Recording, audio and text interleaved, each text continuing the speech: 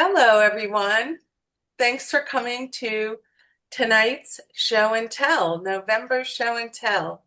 Um, we're all looking forward to Thanksgiving, but to tell you the truth, I'm looking forward to the show and tells. I just think they're so special, and it's so neat to get to meet our NEBA members in this environment.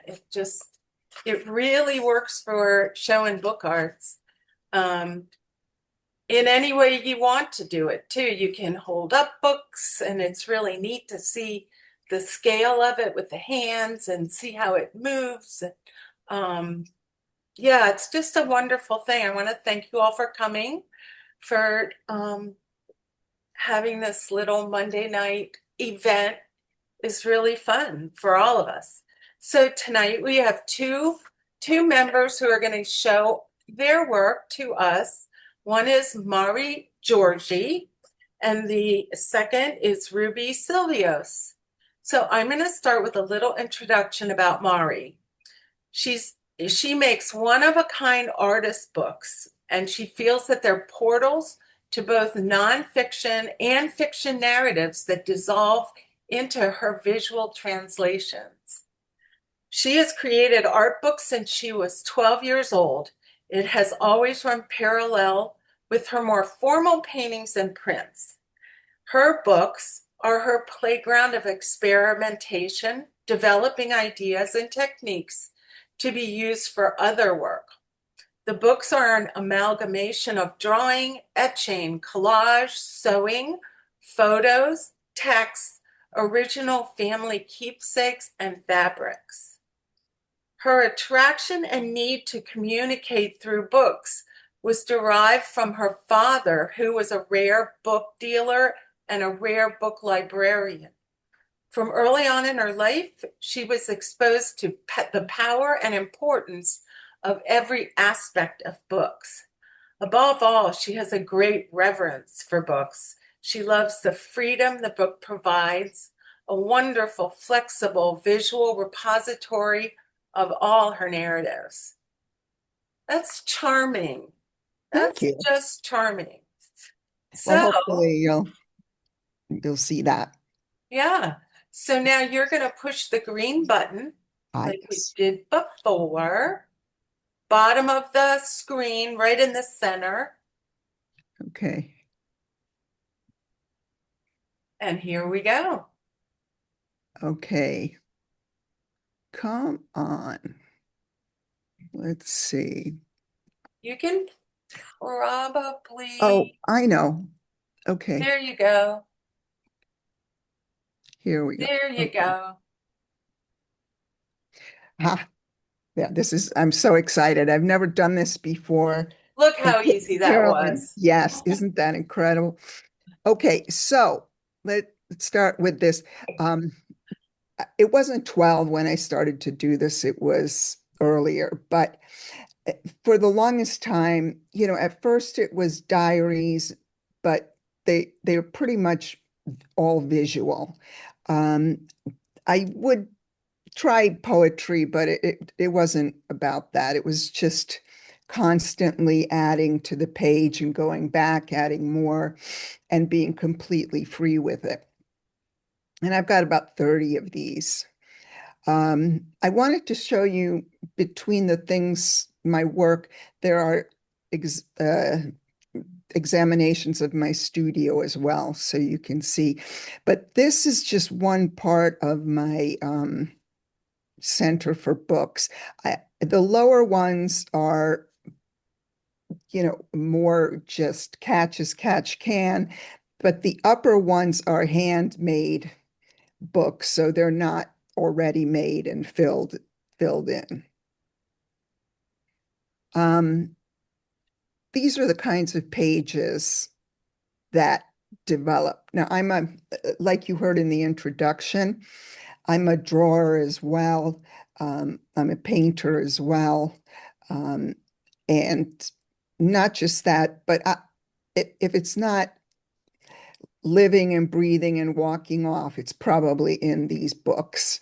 So anything that's two-dimensional, not three-dimensional, is is part of what I work with.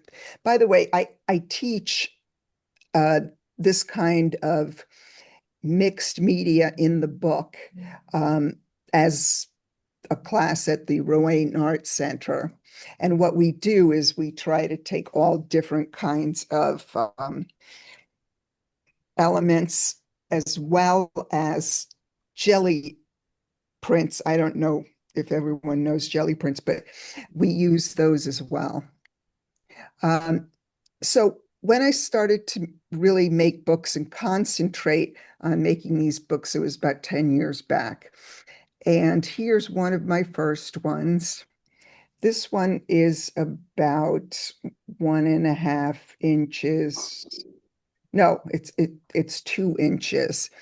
And it lives in this purselet, and it's generally black and white copies of people going to the office and things like that. I wish I had brought it to show you. Now that I know how great original books can look in this environment, in this Zoom environment, that's something that hopefully I'll be able to do at another time. Absolutely.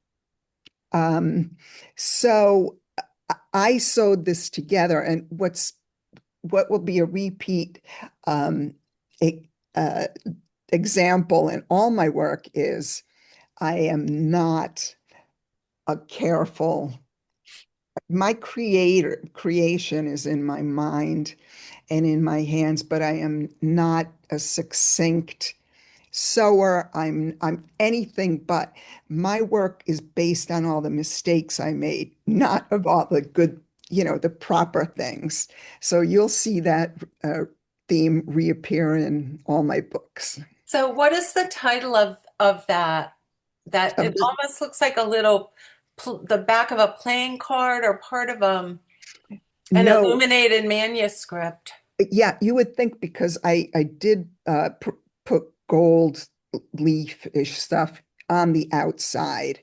But it basically is a Renaissance picture that's sort of crunched and put in there. So, with Photoshop crunched and Uh-huh. put in. But it doesn't connect to what's inside. What's inside are these little people going to work. Uh-huh. Um, I would have to show you, and then it's the viewer's decision what is good and what is bad with that going to work every day kind of feeling.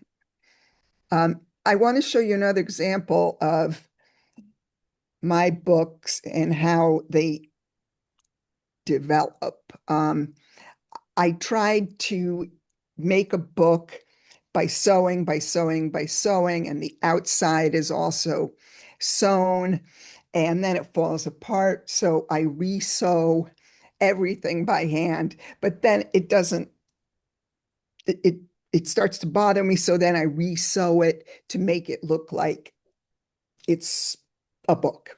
So this is my craziness that goes through my head.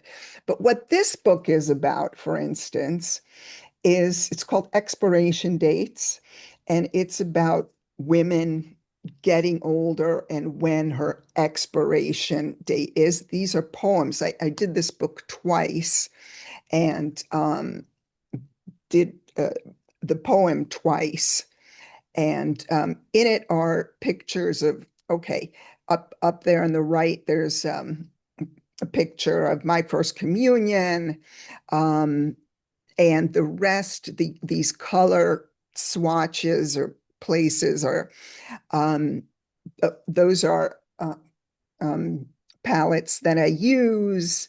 So again, nothing is sacred. I just use it and sew it all. Here's another example. Oh, this is yet another book. I'm now only showing the side to show you how it, all of the manic sewing is. That has a lot of silk in it. I used to be a silk painter, silk fabric painter. And so I have a lot of scraps of the silk and I use those. I even paint not with dyes, but sometimes with acrylic on silk. So I have a lot of these elements that I can use. How Um, big is this book? Like this tall uh, yeah, it's or about tinier? 10, 10, no, 10? it's 10 inches. Oh, okay. It's a good size. Yeah, that one. And that's about the rawness of what it's like to be in prison. This was about the time that Gitmo was going forward and, you know, something that happened in the United States that nobody really knew about. I'm not very political, but when I am, it's not very clear. It's just there. And it's the viewer's decision to make up what it will. But that has little elements in it as well. Um, Now, I started to get into, I don't know if anyone uses citrusol transfers, but it's a printmaking technique. And what you do is you take a copy, it has to be a laser copy, and you put it down on your paper, and then you put citrusil, which is a cleaning, it's non-toxic, it's a cleaning uh, Fluid. fluid, yeah. And you put it on the back of the laser copy, and then you press it, you burnish it. And I did that on a turn of the century book. I mean, I don't know what possessed me to do it on this old book, which then I realized, Mari, I can't believe you did this. This thing is going to disintegrate within 2 minutes. But what I did was I added acid-free paper and strengthened the paper so that now it's not coming apart. It's got a strength and it seems to be holding. Also, I put uh, matte medium on it, so it's really holding and doing very well. And I've got 100 of these images. And these images, you probably can see the writing. This is Death in Venice, not the whole book, because I couldn't fit the whole book in, but portions of Death in Venice. And here's Death in Venice. So a lot of it. So I've got about 200 of these. Miss Manning. 200 about of these images. Sorry about that.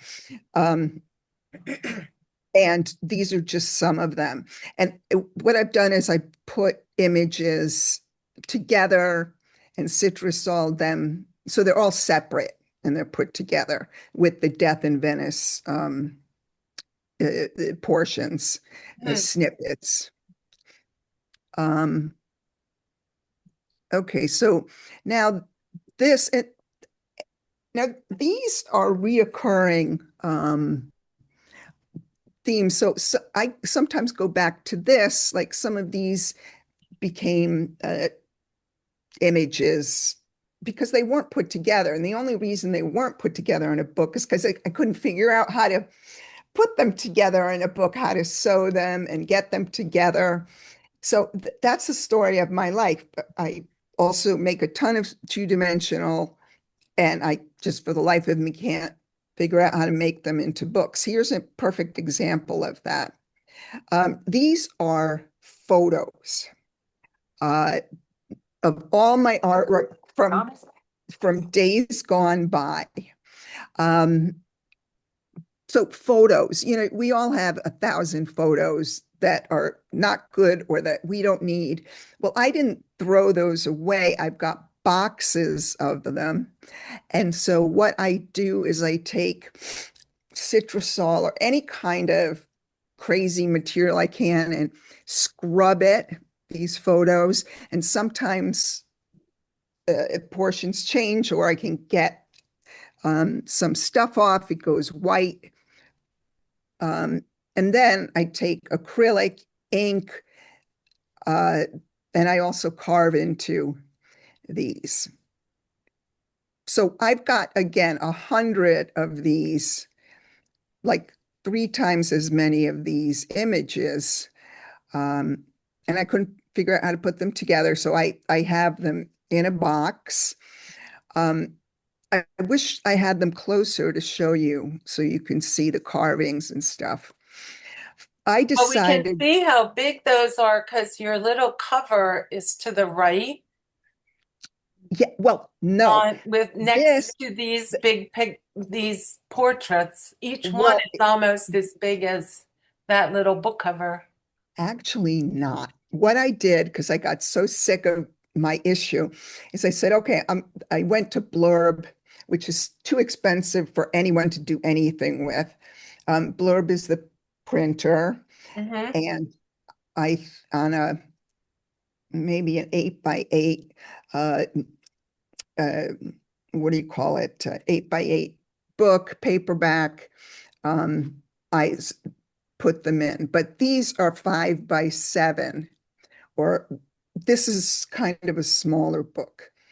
Um, so I made a book out of them. I added some words, but they still sit on my counter at the studio because the originals, because I don't know what to do with them. Hmm.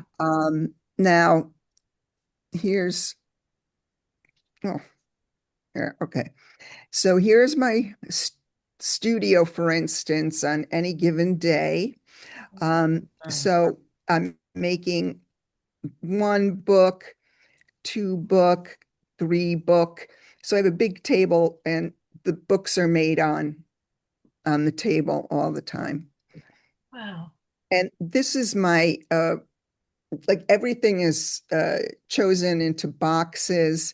These are the bigger papers. They're usually my old work, my old artwork, because I have too much of it. So the stuff that wasn't as successful or not successful are in that box, probably torn up somewhat, so I don't see it as the original. This is tracing, or what do you call it? Thin colored paper, tissue paper.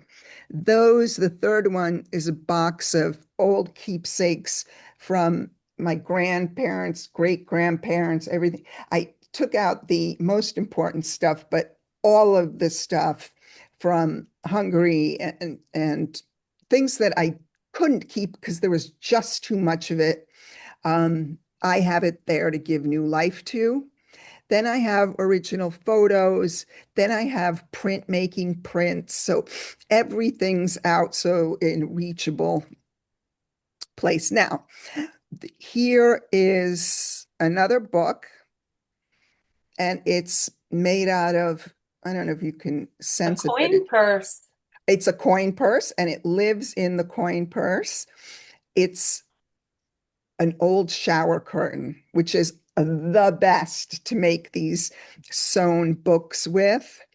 And there's weird, intense stickers on it. There's just everything, even sewn in, even I think an earring is in there, or a part of a medical tube, or, things that still can be two-dimensional. Um, Now, this is this, and it's not a good picture, but these are all strange animals, and each of them were dipped in resin. So it's actually oil paintings on paper and dipped in resin. So I can place them out. I, again, have no idea how to make them into books, but they're a box of resin images. All It's right, like a now portfolio it's like a because they're loose. portfolio. Yeah. Exactly. Still a Now, book. well, in that case, thank you for saying that, because I need people to tell me that, because I have such a hard time not accepting it as a book if it's not together, if it's not in Found. a portfolio. But now I have a video, but it's a minute long. I don't know. Would That's fine. you sure? Yeah, Okay, let's see it. if I can get it going. There you go. Oh, Touch there the she. arrow. There you go. Okay, so these are jelly plates on some paper that I made something else on. That's silk. These are some of my textile designs. This is hand painted silk. This is plastic from a silk screen plate I did once. Here are some Hungarian images. This is silk. And these are jelly plate images. That's from my fourth grade. I don't know if you saw that, but Yeah. yeah. Okay, that's a Hungarian CD or whatever. This is silk. And I got a book of stamps. So here it is. There's Mari when she was little. And that's some architectural drawings. Cool. Okay. So now my books, sometimes I put them in my computer pages for fun, and then just clean them up a little bit and keep them as images. I started to do that when I decided I was going to make blurb books along with the original art books. But to tell you the truth, they just don't translate. All of the the textural elements are half of the beauty of the books. But I went ahead and did it anyway. So these are all my books that I took from my handmade books and made them in blurb. Nice. Now, is this another? That looks like another video. Yeah. Okay, I'm going to. Oh, okay. This needs a little bit of an introduction. My father did research on a group of women at the turn of the century, now it's like the late 1800s, out in the villages of Hungary, these old women, and they were wondering, many people were wondering why the men were just dying. And as it turns out, the women, they dug up a few of these gentlemen, well, gentlemen, they were farmers who used to beat the hell out of their wives and whatnot. They dug them up, they found arsenic. So they Oh, realized that, and it came to pass that they realized that the women were poisoning the husband. So this is what this book is about. wow.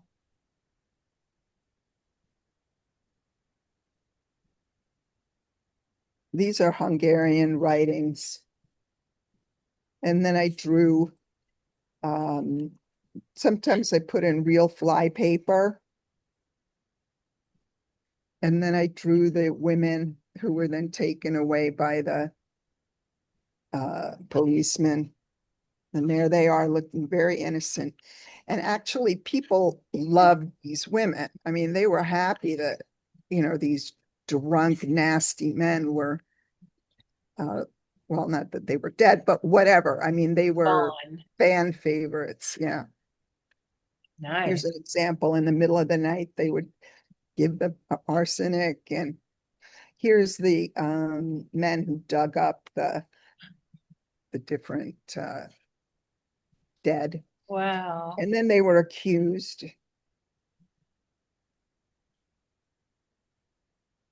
And a guard was under the bed when the women started to talk, and that's how they found out. Uh, Yeah. And these are my etchings and my drawings.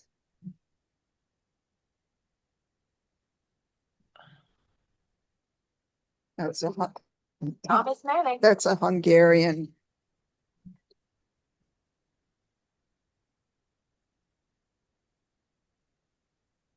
What year did this take place?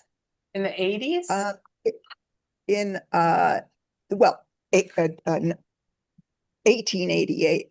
Oh, 1888. Yeah. Because there's some men in there in suits. Oh, yeah. Well, sometimes I go back and forth with, Mm. modern day, but it generally tells that story. So Mari, I want to give you like 5 more minutes. Okay, good. Okay, I'm almost done. All right. I started to do series of accordion books about my, I'm sorry, it's about my parents' um, travel in 1956 to this country when they had to escape. And so I did a lot of these books. Now, I wanted to show you my original works. This is 18 by 18, and I think you can see how a lot of this is based on what I'm doing in the books. Okay, Oh, so what you're seeing, this is a typical piece, but I do add sometimes notions, and there are specific ways on a magazine to get the back off and leave the image on. So I use a lot of these techniques. And this is my newest piece, and it's 18 by 24. A lot of these are from printmaking, different kinds of printmaking and jelly plating. Um, it's the whole amount of the whole kit and yeah, caboodle. everything you know is being utilized here. Yeah. It's beautiful. So I do want to show you. Let's see, how do I get back in here? I wanted to show you an original An original what? book. Thomas Manning. I want to show you an original book. Are you unsharing? You're going to hold Um, something up? let's see, how do I unshare? Go That's, back to that green button and click it. It says to stop sharing. oh, right. Okay, thank you. There you go. Okay, so just quickly, I just wanted to show you one of these books. I don't know if it'll Mm, transfer. it's perfect. Okay, so this I'm working on now. This is again another Passage of Time book. Okay, so here are these are prints, and they're sort of embedded into the book. So I with X-Acto knife, I take out the portion where the image is going to go. And I use a lot of, like, this is napkins. Like I've showed you, a lot of Hungarian writings, and, painting. Well, my big question is, how do you keep your fingernails so beautiful working with glue and stick 'em and colors Well, and hope you'll be more interested in the book, but I've oh, heard but that your before. hands are so gorgeous. They're just gorgeous. Well, I am careful of them. I have a big bucket of water next to me. So here you have on silk. I printed on silk. Beautiful. So that's me in a nutshell. That's what you're doing. They are gorgeous. Well, thank you. What I did want to say is I finally got to the point, if I wanted to make um, to make a book, I'm like, forget it. That's it. I'm getting bored books. So, babies' books. Babies, yeah, the And little yeah, and hardboard. sometimes I can find big ones. So from now on, since about a year and a half ago, I've been using these books. Does anyone have any questions for No. me? I really I like the way that you can identify your they're so intimate and so personal. Um, and that your heritage is wrapped up in that too. They're just really interesting to look at and really profound. Well, thank you. Yeah, Thank you we so hope to much. see a heck of a lot more of those There are. coming There, our way and in the shows. Good. hopefully, yes. Yeah. Get that Connecticut group going. Well, yes, as a matter of fact. I did Sure. call Ellen, but I wasn't able to get through to her. But that's that Yeah. would be, yeah, I completely agree. But thank you. Good. Good. Well, let's go to Ruby. Ruby, let me read a little bit about you. I think that your artistic expression and Mari's artistic expression kind of go together really nicely, um, from what I've seen, and maybe I'm wrong. So Ruby she deserves a lot of accolades. She's internationally recognized for her miniature paintings and collages on used tea bags. Ah, She's wow. been a tea bag artist since 2015. She draws, paints, prints, and collages moody, evocative, and sometimes whimsical art on used tea bag paper. Her artist books result from a smorgasbord of upcycled media, techniques, and ideas, many of which are whimsical. Her art is exhibited internationally and is featured in public and private collections. Her paintings on tea bags, some inspired by her travels around the world, have been featured in numerous publications, including CNN Travel, The Guardian, Der Spiegel. Yeah. Spiegel, PBS, Vogue Italia, Cosmopolitan China, and the internationally syndicated Ripley's Believe It or Not. She's Wow. also, and I wanted to know if this is a correct way of saying this. She's also the author of two books, 365 Days of Tea, a virtual, 363. what Yeah. is it? 363 days of tea. Yes, what did I say? 365. 300, and these are books, right? Yes. 363 Days of Tea, a visual journal on used tea bags. And the second book is Reclaimed Canvas, It's this. Reimagining the Familiar. Hold Yeah, that that's the up. book. Yeah, that's the 363 days. Yeah. And that's this one is Reclaimed Canvas. Wow. So Ruby was educated in the US and Asia and currently resides in Coxsackie, New York. Yes, I'm upstate New York. Yes. So, Ruby, show us what you've been doing other than writing books. Where does one get one of those books? Well, it used to be on Amazon, but I now took them all back from my publisher, so I have them. So if you go to my website, which is just my name, rubysilvius.com, and go to shop and the books, you can order them from me. So I have them here. Great. Okay. Yeah.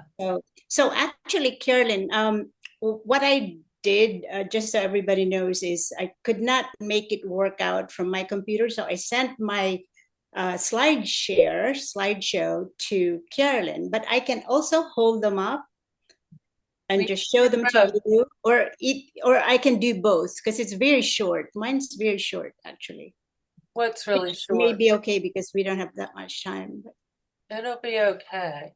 All right, so let me open this up first, get it over all my stuff. And then I gotta share my screen, which. But and if not, I can just show them to you because they're right here. So there we go. There we go. Oh, there we go. Yeah, I'm just trying to get my background kind of covered. The slideshow is square as opposed to rectangle, so it's yeah. That's strange. Yeah. All right. Okay. This is where this starts. Oh, okay. So this is so mine is not very heavy on narrative like Mary's. It's more about process. So this one that you're looking at was actually just recently exhibited at the Museum of Printing. And I submitted it because this went through the printmaking process. So I have this craft cloth that you can purchase. I forget where I purchased it. Maybe it was Etsy. So the thing in the middle that's an accordion is made with a craft cloth. And I decided to make that the canvas for my printmaking. And the design that you see is a stencil that I created myself. So that was, and then I just inked it with, maybe that's like a dark brown. Some parts of the craft cloth has some tea stains on it because that's my signature canvas, the tea bag. So that's what you're looking at. And that's the cover of the book, which has just, I think I just covered like a little square piece of cardstock, and I covered it with the same cloth, but I put an actual little pressed daisy on it because I do pressed flowers as well. Just really kind of darling. Give it a 3D look. This was another book. I could show these to you after I do this. This is another book, and I've been experimenting on fabric paper, which is something that you can purchase. So it comes in like 30 pieces. So, and what it is it's fabric on one side, and the back of it is like a deli paper, sorry, people. Yeah, sorry. Yeah. No, my bad. Go ahead. Anyway, you can use that in your printers. It's an inkjet printer, and you can copy. So what I did not want to do was use my original eco print. So what I did was I copied it onto the fabric paper. So that is actually fabric that you are looking at. And then I put some beads that I had that sort of had the same color theme on top. Those are pearls. Right, yeah, they look like pearls. And so this was done with, I don't know if you are familiar with Hedy Kyle. You probably are. Hedy Kyle is the author of Art of the Fold. I am an origami artist. Yep. Yes. So yeah, and she does a lot of book folds. Yes. So this is done with the blizzard fold as sort of the binding element for all those books, little books that I did.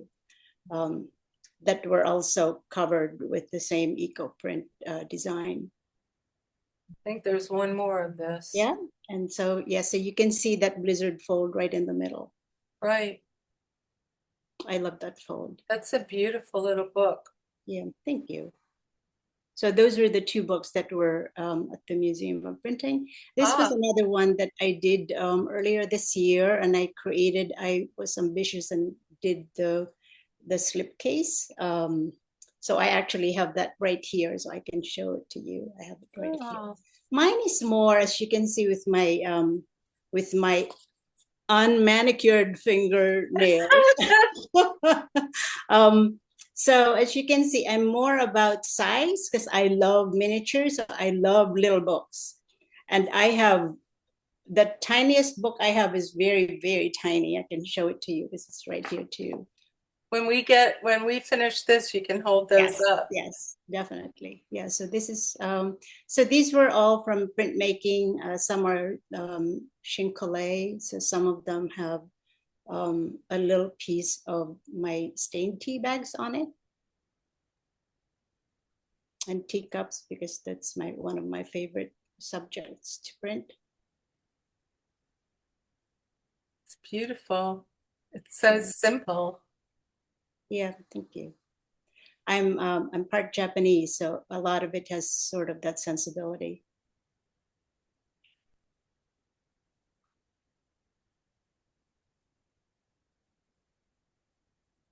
Lovely. And see, so these are the tea bags. I call these T-shirts because these are shirts that are painted on the used tea bags. Just the same shape. Same, yes, they happen to be the same shape.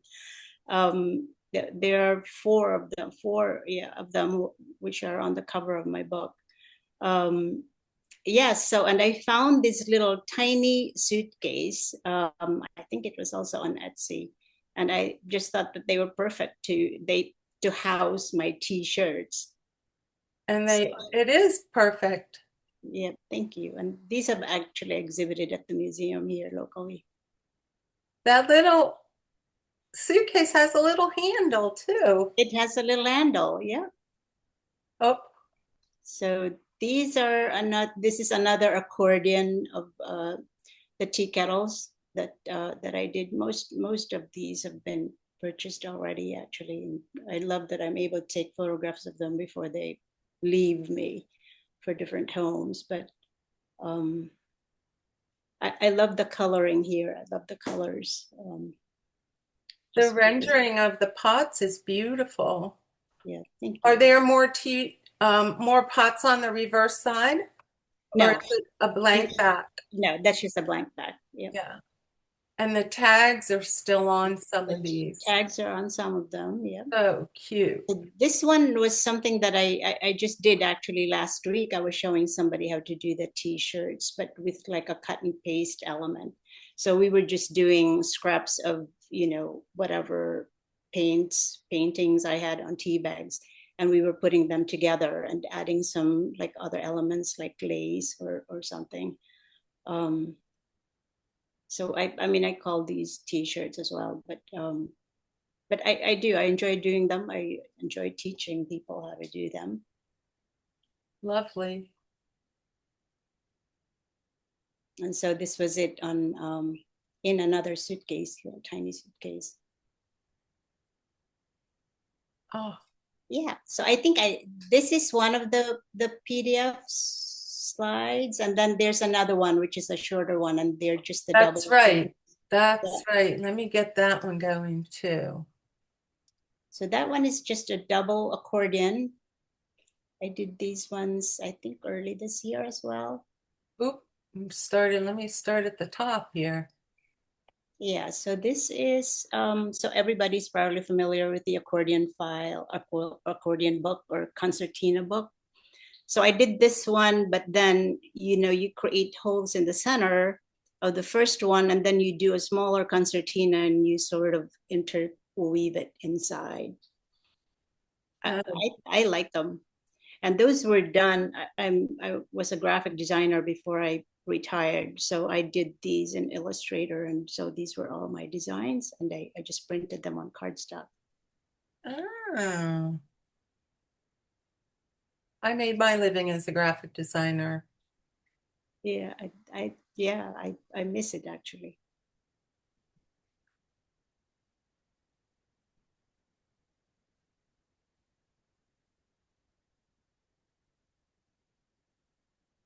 I like the way they go in and out of the holes. Yes, it is. Wow. It is really fun. This one is the same concept, only this is an origami fold, which is kind of hard to explain, but it's done. And I think the kind of paper I used has to do with how it looks, but it's a spiral fold is what it is. And so I use that to go through the hole. I love the simplicity of this. So the design is on the cover and in the center.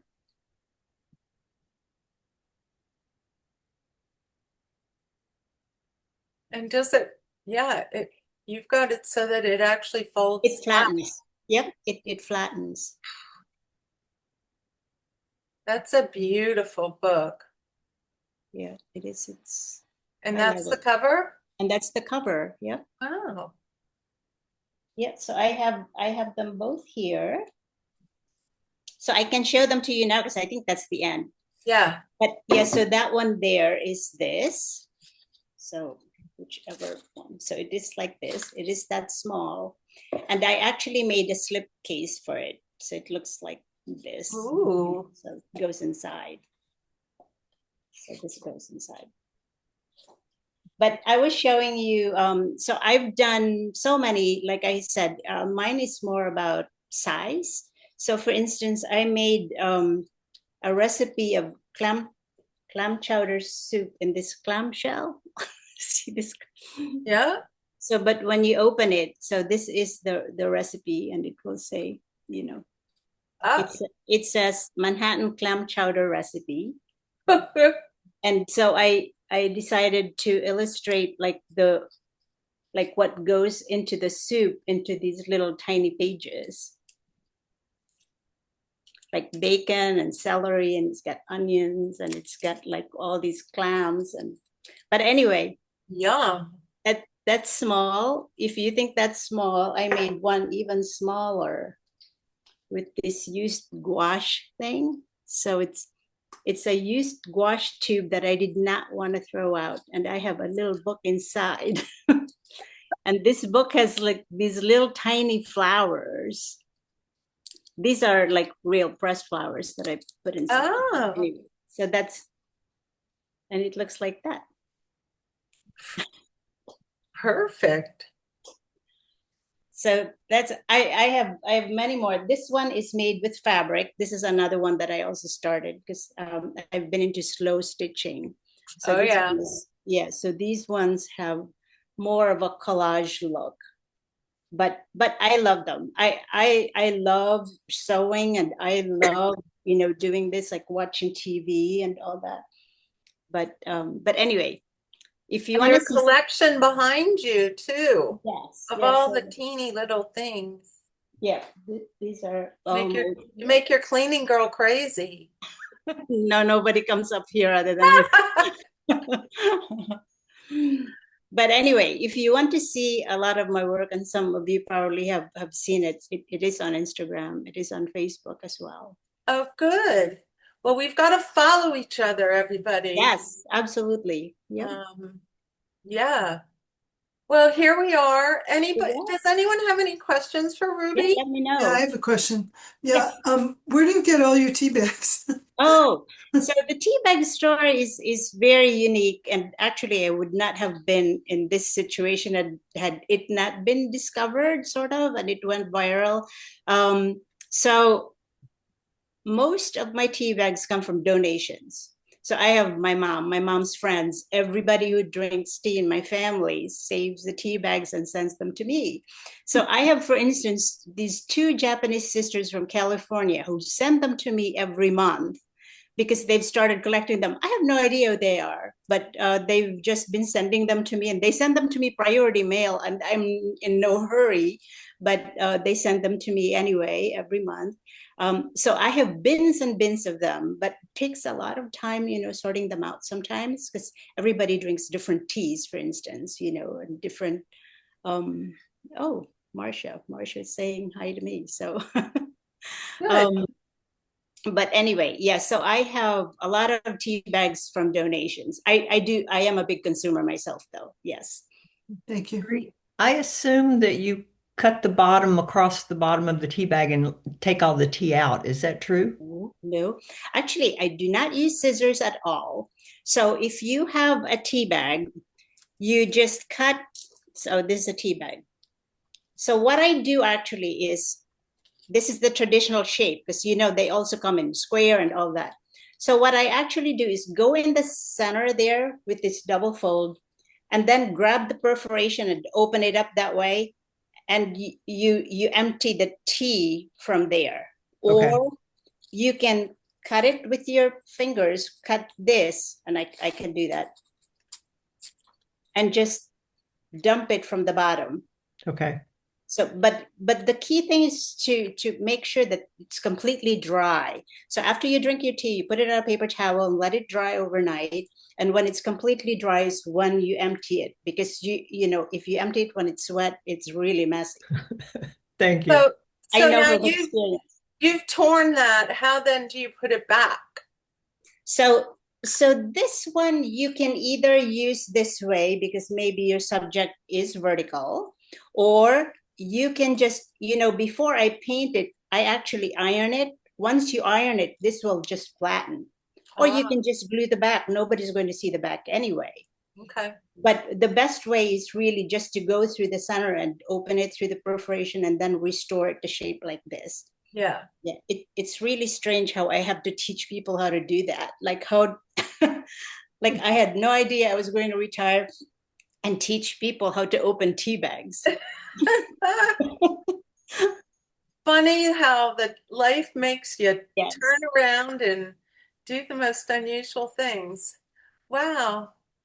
So anybody else have any questions before we say goodnight? Yeah, 8 o'clock. Well, thank you. Thank you Oh, for thank you for sharing with us. And like I said, we've got we're recording this, so it'll go on the YouTube channel at some point.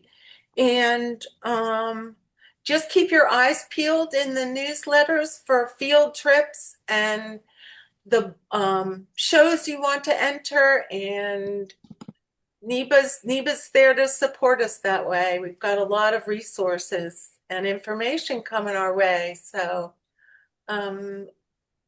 I will see you next month at the next show and tell that I think is a speaker, because no, that's January.